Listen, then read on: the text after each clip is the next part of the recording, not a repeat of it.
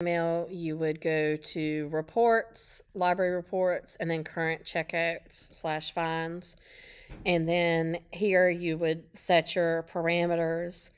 And then you would do notices, language, English. And then you would filter it how you want it. Always turn off faculty. And then I only send the overdues for library books.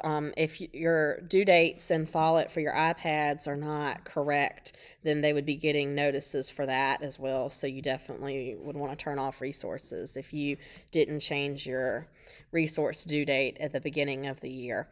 Then continue, and you can leave these sorted by patron name since you're going to go email. And you have to provide a display name, an email address. So I always do MV Library, and then I have it showing up that it's coming from my email.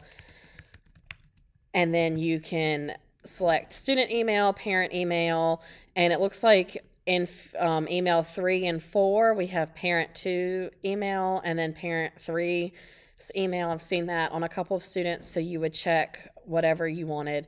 Customize the message. Always make sure I turn on, the price, and it's helpful for me if someone responds to the message if I have the grade level and homeroom in the email itself. But you can test it and see what it looks like if you wanted to. But once you're ready, you would just run those notices.